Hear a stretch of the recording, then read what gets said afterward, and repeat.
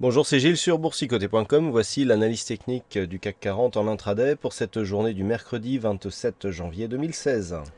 Et d'un point de vue global, ce que nous pouvons constater, c'est que nous avons bien ici, suite à l'ouverture de ce gap en début de semaine, eh bien, une dynamique qui reste orientée à la hausse malgré la petite phase de consolidation de ce matin. Des cours donc qui sont venus plafonner ici sous la zone des 4371, la zone d'objectif que je vous donnais hier. Et donc on reste pour l'instant coincé sous cette zone. On va repasser en unité de temps 15 minutes pour voir un petit peu ce qui se passe sur la tendance court terme. Alors on a cette zone ici 4319 qui pour l'instant tient bien.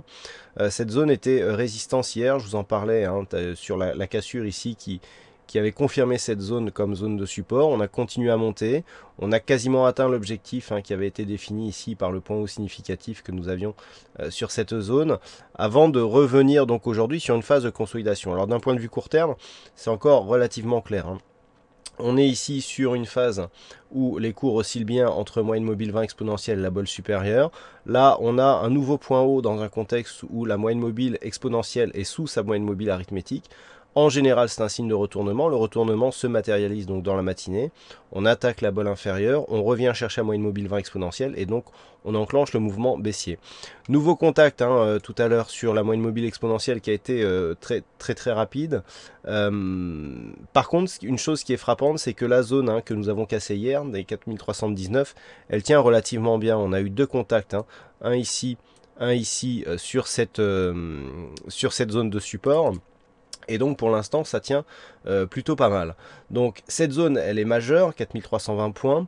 Ça sera la zone qu'il faudra surveiller cet après-midi. Donc tant que cette zone tient, on est toujours dans la probabilité ici d'une dynamique haussière avec une phase de consolidation qui peut continuer. Si on trace les retracements de Fibonacci, nous pouvons constater que les cours sont venus quasiment chercher le retracement à 38,2. On a cassé le 23,6, le 23,6 se situait ici sur la zone des 4342 points, rebond technique, on casse. Désormais la zone des 23,6 ici agit comme une zone de résistance, mais on reste légèrement au-dessus du retracement des 38,2%, zone qui se situe à 4315 points.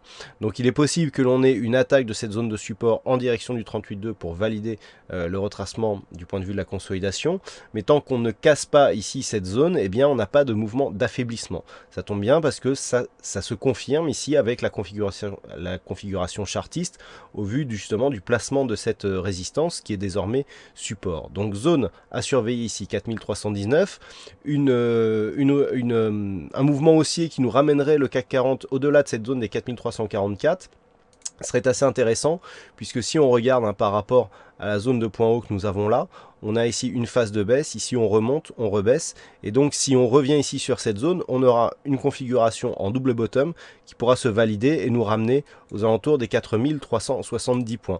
Donc encore une fois, il faut pour cela que la zone des 4319 tienne. Une rupture même rapide et temporaire de cette zone de support invaliderait dans un premier temps cette configuration en double bottom. Et si nous avons justement cette configuration et l'objectif qui est confirmé, ça sera une porte ouverte ici pour une cassure du point haut significatif d'hier, donc sur le contrat futur, pour continuer à évoluer au-delà des 4380 points vers la zone de résistance majeure des 4496 points.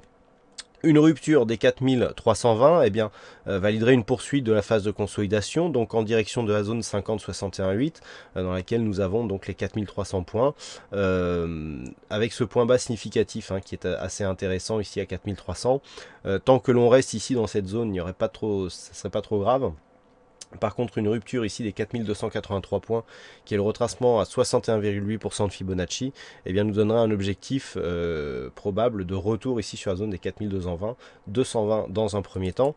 Et lorsque l'on regarde un petit peu ce que cela donnerait d'un point de vue court terme, ça nous placerait dans un range, puisque nous avons ici deux zones de points hauts qui sont quasiment identiques. Si on revient ici après ce point haut sur cette zone, on transformera l'espoir d'un rebond haussier suite à la rupture ici de la résistance oblique baissière sur gap. Pour l'instant, gap qui tient, puisqu'on a vu que cette zone de gap s'était imposée comme zone de support.